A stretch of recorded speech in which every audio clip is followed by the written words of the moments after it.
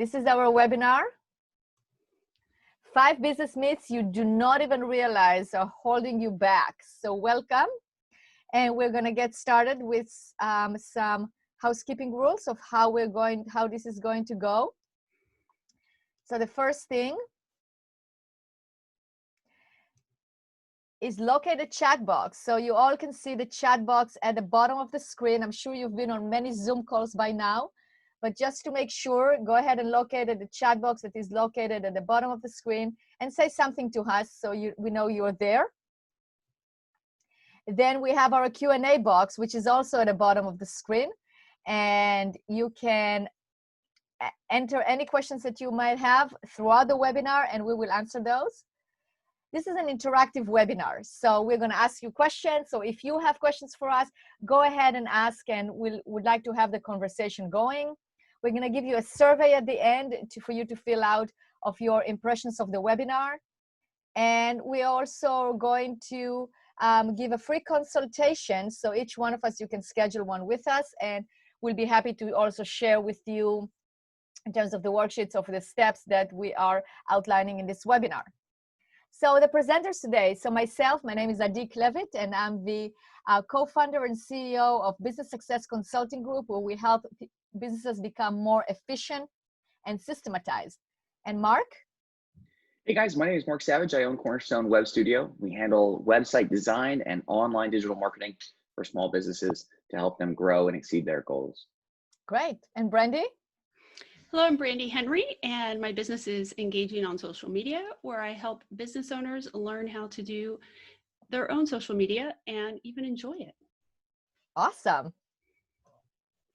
Our objective for you today is to learn more about how to be able to adjust and pivot your business to the current situation by looking at some myths that you might heard of, or you might believe it yourself, or in terms of business, in terms of marketing, in terms of social media. And of course, we're going to dispel those myths and tell you what you can do right now in order for you to be more effective and more at cause on your business. And today's agenda. So we're going to start with the myths. Each one of us is going to share our favorite 5 myths in terms of marketing, social media, and business. And then we're going to actually give you the solutions in terms of social media tactics, marketing strategies that work, and how to, and ideas for better business execution. We're going to have time for questions and answers, and we're going to let you know how you can work with us. And with that, let's get started. So I am going to let Mark start by sharing his screen. Right on. Thanks, Adi. All right, let's get this up for you guys real quick. All right, can I get a thumbs up, Adi? Everybody, we're good? You can see the line?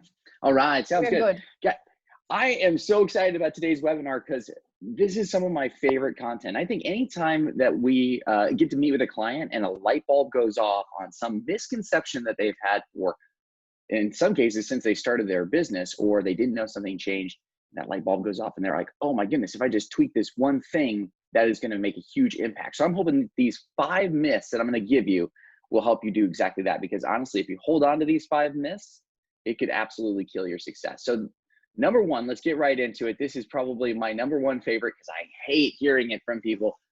I'm not a salesperson. You know, going over the attendee list today, I know that there's owners and marketing directors and even some assistants on the call. I don't care what your position is at the company. You are a salesperson. Whether you're the person who's writing the ad copy to try to intrigue somebody in, whether you're the person who's picking up the phone with a smile, or you're that person taking them back to an operatory at the dentist's office, it doesn't matter. You're a salesperson. So my message to you owners out there is, don't have your employees run from this. Embrace it. In your team meetings, this is something that I would highly recommend you bring up and start doing some trainings on teaching people how to be a salesperson. Now, why is this a thing at all? Well, salespeople tend to have a bad connotation. But why? At the end of the day, if you think about how you've set up your business, it's actually to help a customer, a patient, a client get to their end goal, get there efficiently and smoothly. The salesperson negative connotation came from the idea that, you know, back in the day, we were selling you stocks that you didn't need. and draining your savings. That's not what's happening. So teach your people and embrace the fact that every single person on your team, including you, is a salesperson. Trust me, your sales will go up. Number two, more website traffic equals more dollars. Man, this is a good one. Partly because a lot of people like to use Google Analytics, but they don't actually like to learn Google Analytics. So as a result, they tend to get a graphic from their marketing company that says, congratulations, we're awesome. We're doing a great job. Look at the graph. It's just going up and up and up. So continue to pay us. But what they don't tell you is that they never fixed your bounce rate. What's a bounce rate? You might be asking. Well, if you're asking it, probably time to fire your marketing company, because a bounce rate is the most important caveat to traffic growth you could ever ask for.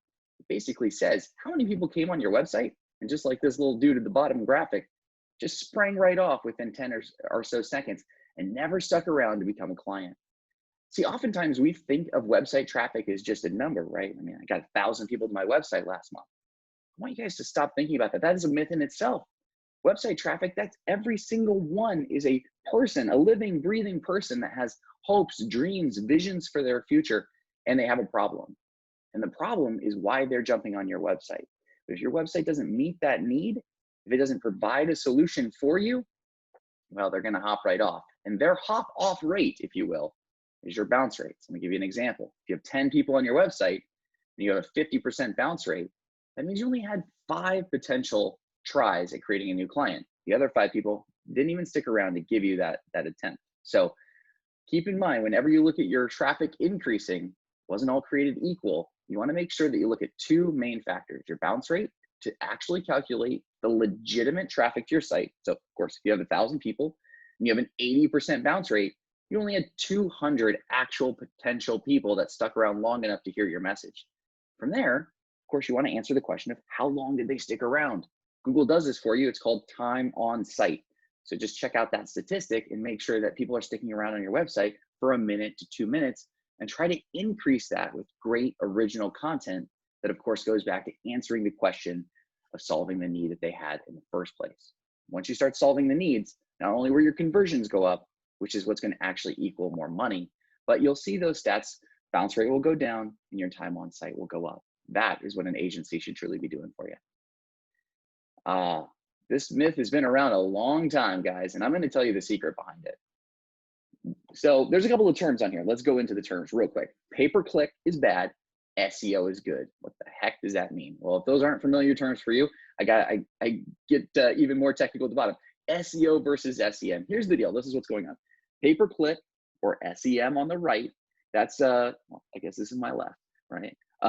Is basically saying those are the ads that we're going to show on Google. They're great because you could be there, say, in a week or tomorrow, right? And we can almost guarantee your placement based on the amount of money that we're willing to pay. SEO, of course, is that marathon, not a sprint, as you rank up through the free organic listings. But they both have pros and cons. But to say that one is bad and one is good, typically the reason we hear this is because of the way agencies get paid. Now, as a client, you're thinking, okay, I have a $2,000 budget for SEM, or pay-per-click, or Google ads, and I have a $2,000 budget for SEO. Either way, I'm paying $2,000 to go one way or the other. The company is saying that this way is bad, this way is good, I'm going to go this way. Well, keep in mind that if you go $2,000 into SEO, the company just made $2,000. If you go $2,000 into Google ads, the company may have made $300 or $250, whatever their maintenance fee is, right? And then you subtract that from $2,000, and $1,850 could have gone to Google. So companies can't really sustain alone just by managing Google ad accounts, because we just simply don't make enough money doing that, which is why I see falsely a lot of people getting pushed into SEO when it's not the right strategy. You know, going through the attendance list, I saw a new client of ours, Remy, shout out, 503tires.com, check it out. But Remy does mobile tire repair and replacement stuff. It's an awesome service, one that I am going to use very soon so that I don't have to wait at my local discount tire waiting room. Now, the cool thing is Remy's a new business. So he didn't want to wait for SEO to build up because he knows that SEO is a marathon. So he jumped right into Google ads to get that cash flow going immediately. And I'm proud to say I talked to him yesterday and he got his first client within the first couple of days of the campaign. That's how fast pay-per-click can impact a business. So is it bad? No, it's just a different strategy. So keep in mind, If you need cash flow today, pay-per-click is the right strategy for you. If you're looking for cash flow long-term, SEO is a great strategy for you. All right, guys, we're moving right through this. This is the fourth myth, and one that will change your life, especially if you're trying to do your own content. All right, we're talking about ranking organically on Google. So these are those free listings that show up below the map section. The old way was the more keywords I add, well, the better or higher my page is going to rank on Google. I don't know if you guys can remember back in the late 90s, but a website would have content, and then it would have this white background section that was this long. If you ran your mouse over it and highlighted it, it would reveal that the web person was trying to cheat the system by adding 1 billion keywords, thinking of all the ways you'd search for the page, and then he made them white because they made no sense. They were just keyword, comma, keyword, comma, keyword, comma, all the way down in this big chunk. In fact, people were getting such great rankings for that. It was steering the internet towards really, really terrible websites and terrible user experiences. So Google came along and said, hey, we've got to put some rules in place so that this can't happen, because people are literally cheating our algorithm. So while keywords are still important, the days when you can just stuff them into your page is over. In fact, ironically, Google calls it keyword stuffing, and it's a huge penalty. I'll give you an example in the graphic below. So we'll read it so you can see how absurd it is, right? Like here at ABC123, product marketing is everything. We simply love product marketing. Good product marketing can change your company, and the right product marketing can close more deals. Contact us, of course, if you need help with product marketing. Even reading that with a little enthusiasm sounds stupid. Google doesn't want your content to sound stupid. Again, going back to myth number 2, they want you to be able to solve a problem for the searcher. And they want you to do that in a way that's colloquial and fun and easy to read. Otherwise, the internet as a whole will be just disingenuous, right? It will be all about the game of trying to get number 1, not about the game of being number 1 because you gave the best answer. So here's the thing when it comes to this myth. You need to know 2 things. One is you need to research which keywords people actually search for. That way you can focus your writing around those keywords instead of stuffing in 100 different things, right? So for instance, if you were talking about residential versus the word home. So I'm a home remodeler or I'm a residential remodeler. Which one actually gets more searches? And if they're roughly the same, then you can pick which kind of part of the country you're in and what's more acceptable in that part of the country. But oftentimes you'll find that very similar keywords, one will actually get searched way more than the other. And then of course, the other thing to keep in mind is just the content on the page as a whole. Guys, if you write a logical response to the question being asked and you give somebody all of those answers, you know what? I never do this, but I actually wrote some things down because I didn't want to forget to tell you. Here's some examples on how you can do this well. Let's say that you have a searcher that's asking a question. Your page needs to provide an answer. If a searcher is trying to decide whether, between multiple products, then your page should contain a helpful comparison of the products they would be thinking about purchasing. And of course, if your searcher is looking for a specific product, well, then the page needs to have the specific product that they're looking for, right? So this is very logical, very basic stuff, which is why I always tell people SEO is easy once you get it. It's simply somebody asking you a question and you giving them a reasonable answer. All right, guys, well, we're rolling right through this. Number 5, this is a really, really, really important myth to understand. In fact, it's so important that I wrote a whole page of notes on it, which I ask Adi and Brandy, I never do, but I wanted to give you guys some statistics so you can really hone into how important this is, okay? So most of our clients, when they get a negative review, the first thing that they do is they absolutely freak out. They're emotionally exhausted. They're hurt as a person. This is like the worst thing that can happen to most business owners. We just emotionally don't know how to handle it, right? You think business owners are thick-skinned, but I know every one of you on the call is shaking their head. Yep, I don't want a negative review ever. But guys, keep in mind that it's much easier to get a negative review than it is to get a positive review. What we have to realize is that negative reviews don't always hurt the business. Well, here's what I'm talking about. Let's talk about how they do hurt it. Then I'll talk about how you can blend them so that they are a positive. Now, if you have, excuse me, one statistic you should know is that 95% of people will actually think that your reviews have been tampered with in some way or fraudulent in some way if you don't have a negative review. Okay. Why? Because they know it's harder for you to get positive reviews than it is for you to get negative reviews. So they expect that you're going to have them. Now, here's where you can get into quicksand. If you have 3 negative reviews, studies show it can lower your sales by 59%.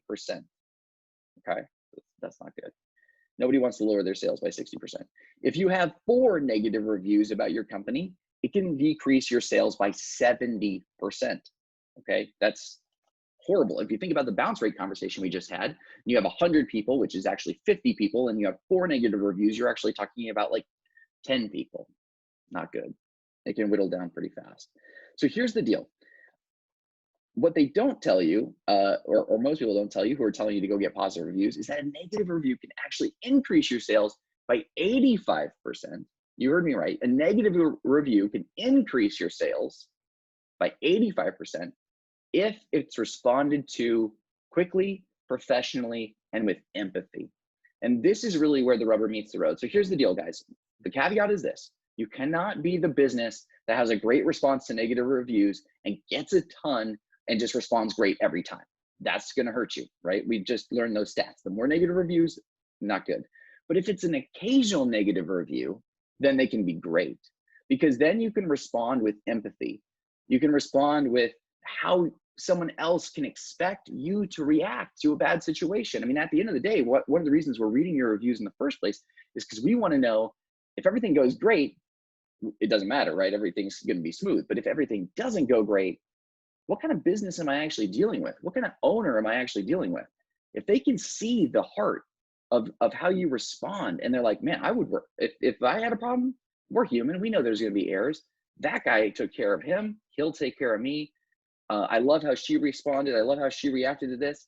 That is a really positive thing, and it can impact your business positively by 85% increase to sales. So I just wanted you guys to know that you've got over 2/3 of people that will use reviews before they decide to do business with you. So it is incredibly important for you to have as many positive reviews as you can, limit as many negative reviews as you can, but the ones that you do get, respond right away, and respond passionately and with empathy. And remember, and a lot of times you're not talking to the person you're responding to. Unfortunately, sometimes you can just upset people beyond reason, and there's no getting back.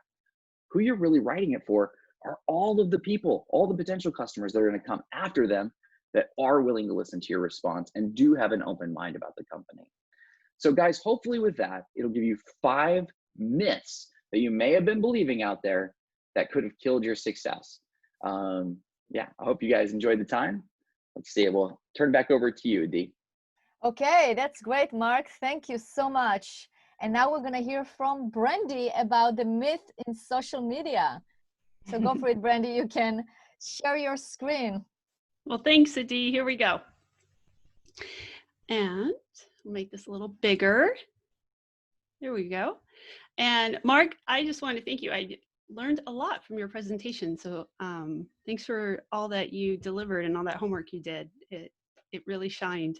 So what are 5 myths of social media for business owners? Let's find out. Here we go. That I don't need to be on social media. I mean, come on, I don't need to. I just get referrals and etc. And that'll be fine forever. Nothing will ever change in the world. And we won't have to connect in different ways. Well, that I think we've all learned isn't true in the last several months. And we do need to be on some platforms. And often we forget that Instagram, Facebook, and LinkedIn are not the only social media platforms. There's quite a few, and we're going to talk about them, a few of them. So the myth, I don't need to be on social media, isn't true. You want to think about, where do your potential customers go when they need the services you provide? Or where are they looking for reviews about your business? And there's ways to find that. You could ask your customers, where do they go when they were trying to find information about businesses that do what you do? Are they on Facebook searching? Are they on LinkedIn? Where did they go? Did they go next door? And ask them, or do a little homework on your own and find that out. Because wherever your potential customers are searching and looking for businesses is where you ought to be. All right, so we're going to go on to our next one. Number 2, social media will use up too much of my time. Yeah, if you let it, it sure will. I really like to encourage business owners to be very focused when you're on social media. You're there for your business. You are there to share what's great about the work you do, what's great about your suppliers and your customers and your community, and then respond to any comments you've seen or any questions that have come in, and then that's it. Done, finito, no more, and turn it off. There's no need to go down any other rabbit holes or get embroiled with any kind of anything else. That's really all you need to do. So I really encourage my clients, once they have established their page or their presence wherever they've decided that's best for them, or we've decided, then schedule it for a couple times a week, 30 minutes at a time, and that's enough. And then move on and turn it all off. And then here's our myth number 3. I don't know which platforms to use. And we talked a little earlier about thinking about, where do my customers go when they're looking for information? Where, might they be going for reviews? Well, also, you can Google your competitors. Their social media platforms will come up. Oftentimes, you'll see if they have a Facebook page, or if, whatever platforms they're on, those will usually come up in the Google search. And so you want to see where they are, and maybe that's where you want to start. Think about being where they are. There's probably a good reason why they're there too.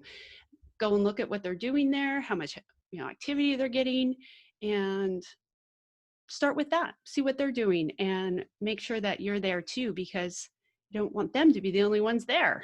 You want to be there. All right, we're going to move on to our next one. Just 2 more to go. All right. Well, then doesn't that mean I have to be on absolutely every social media platform out there? No, that's too much. There are too many out there. And all the audiences are slightly different. The cultures are all slightly different. And unless you're going to hire somebody to do that full time for you, being on all the platforms, I don't think is truly an option for most business owners. So no, you don't need to be on all of them. I would suggest starting with one that makes the most sense based on that research I suggested earlier, and start there. Get comfortable and get a rhythm and a routine, and get to know your clients on those platforms, get to build up that following and those connections, and then maybe fold in another platform, maybe one a month or over a few months. There's no need to, drink from the fire hose and get overwhelmed and then give up. We don't want that. All right, last one. This is the one. Oh, then I did answer that question. So Google my business, definitely get on Nextdoor, and very likely on Facebook. So Facebook business page, and get those looking sharp, and make sure that you're checking those platforms and paying attention, so that if comments or questions are coming in, or somebody's looking for something that you do, you want to be ready to respond. All right, finally, our last one, that everything has to be professionally made, and that has to be super polished and really shiny, and I'm going to have to pay for all of that content. And that is absolutely not true. People want to get to know you. They want to get to know you as the business owner, you in what you do and where you're at, the community you serve, the suppliers you use, the places that you support, all of that. They want to see you in business. And these right here take fantastic pictures for social media. If you're trying to get one good one, take 10 or 12 and pick your favorite. Of course, if you need pictures for a website, that's different. You're going to get a professional to come out and do that.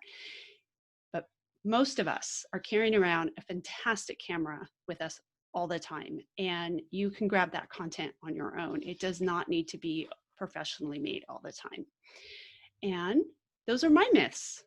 Not my myths, my debunked myths, I think. All right, so thanks for listening, and definitely if you have questions, that's why we're here too, so make sure you write those up in the Q&A box. Excellent, Brandy. Thank you so much. Amazing information from you and Mark. So now let's talk about some myths, more myths in business. So my myths are around, not my myths, as Brandy said, the myths that I hear. This is like things that I've collected throughout the years that I heard from clients, from prospects, from business people that I meet with in regards to processes, procedures, and systems. So let's start with the first one. What is the first one, you're wondering? Well, let's see what it is. So being a business owner will give me control over my schedule. Yes and no. I mean, it can be a myth. It's true to some degree, and to some degree it's a myth. We all experience as a business owner that, you know, we think, okay, we're going to have our own business. So when I want to take a vacation, I don't have to ask my boss for permission, right? Or if I want to run errands in the middle of the day, I can do it, or I can take a day off without reporting to anyone. So yeah, when you take a day off, you don't have to report to your boss, but we all experience that in terms of it doesn't happen very often, right? I mean, you as a business owner, you have sometimes more responsibilities. You find yourself with more responsibilities, more time that you have to invest in your business, you know, putting out fires, handling employees, etc. So what do we do about it? So the change here is, being a business owner will give me control over my schedule. It has to be changed to being a business owner makes me responsible to take control over my schedule, or I can take control over my schedule. So as a business owner, you have the ability to decide what are you going to do in your business, what hats are you going to wear, what are you going to delegate, but it starts with a decision of wanting to take control over your schedule. It all boils down to smart time management techniques and ability to delegate and systematize and scale the business.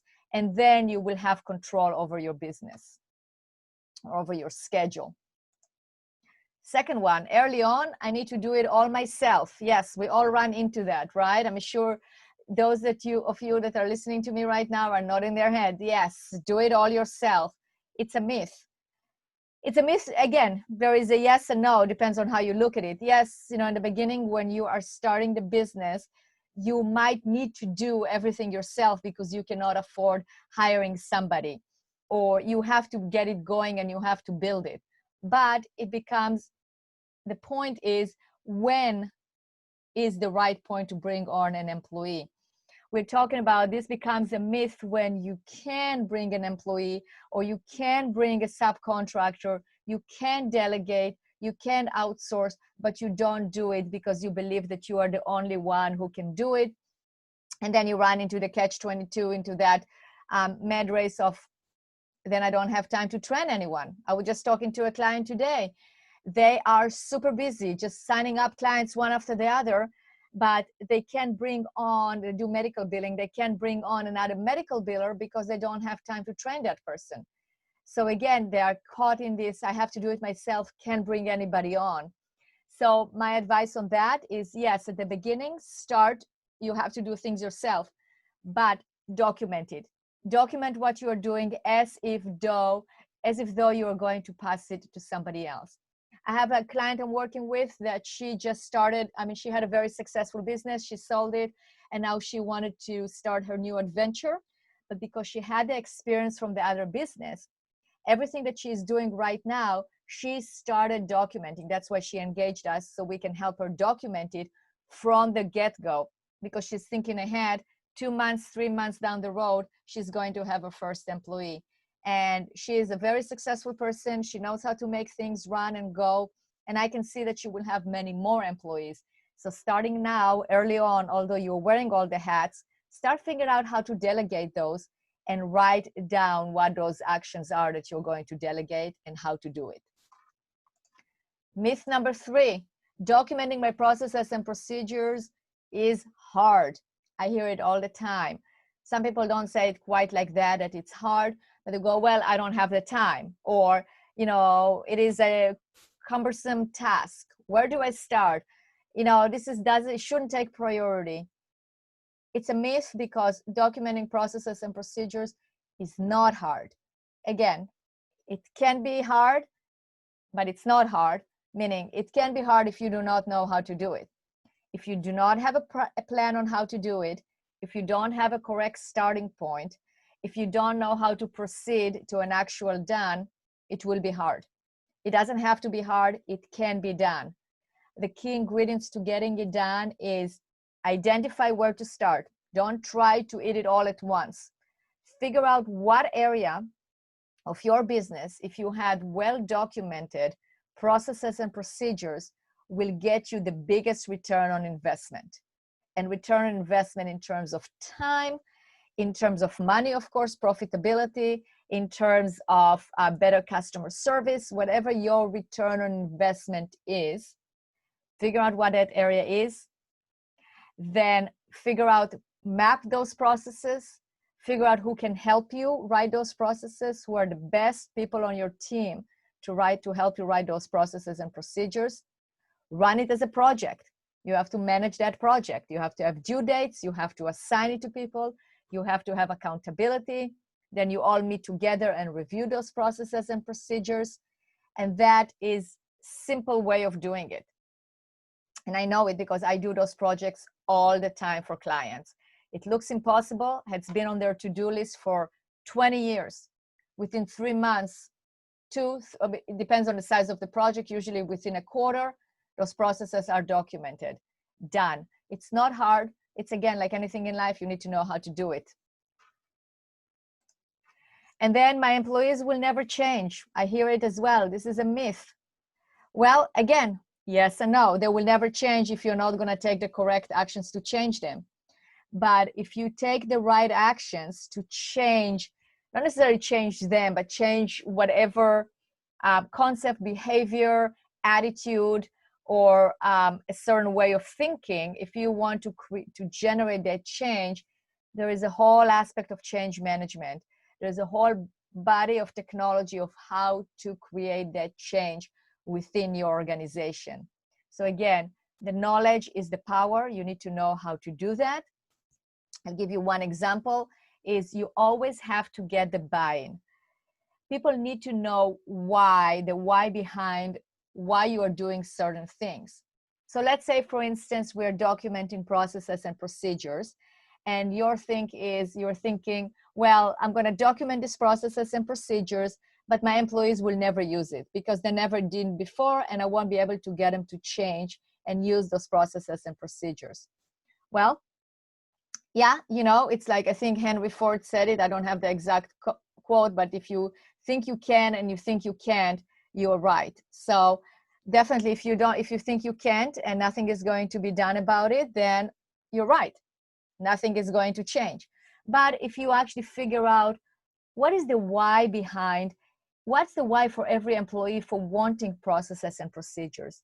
You can ask them the question, if you had well-documented processes and procedures for your area, what changes or what improvements do you see, or how would that improve your life? How would that benefit you? And have them come up with that answer. How would that benefit you for having that? And that is the start of finding their own individual why, of why having well-documented processes and procedures for their area. And if you use that why, their own individual why, to motivate them to get to that particular product of having that documentation, they might change. They might surprise you, and they will say, yeah, let's use it. Let's start using it. Many other techniques and many other ways of doing it. This was just a little one, just to let you know that change is possible, and it can happen if it's done correctly. And then the next one, the fifth one, is I only need to document my documents once. Basically, I only have to do the process documentation once. This is a myth, because the documentation, the processes and procedures do change. However, you only need to engage on this big project once if you do it correctly. If you systematize and document your entire organization and you do it correctly, you have the infrastructure. What you need to do now is do review quarterly, semi-annually, annually reviews of those processes and procedures so they do not go stale. you have to train yourself and your team that whenever there is a change within the organization, then you go back into your, wherever you documented your processes and procedures and create that change. So there are ways around it as well. So as you can see, the 5 myths, you can look at it as true or false. There is no black or white, but there is ways of doing things that you will actually result in you be able to generate and create the change and the efficiency and the systematization of your business. So with that, that is the end of my part. So now let's go into our Q&A. So if you have any questions, please put them in the Q&A box so we can answer any questions. I think we have. Okay, great. So we got thank yous, and let me see if there are any questions. Okay, so we do not have questions. So Mark, Brandy, would you like to say anything before we end off? I learned a lot from both of you today, so I really appreciate the fact that we did this. I took notes on both of your presentations, and I feel I was much an attendee as I was a blabber. So thank you both very much. You're very welcome. I learned a lot too. So I think the moral of the story is that, you know, a business is divided into several parts. You know, we have to look at all of it. It's like a holistic approach to the business. You know, you have, that's why we collaborate. You know, you have the communication out, the social media, you have your marketing in order to bring the clients, the customers, the patients. You need to have the systematization of the business so you can actually be able to provide your services correctly and well to your customers, clients, or patients. So we work kind of like a triangle, you know. It's you basically communicate out there to create that demand or drive the traffic into your organization. Then the machine that goes behind it is the marketing machine that creates more and more. You communicate it out, you organize, and then you have a successful and thriving business. And that's what we're here for. And we're very thankful for our audience for joining us today and letting us be here and teach you and explain on what we do. And we will see you next time. Thank you all. Thanks, guys. Bye-bye, everyone.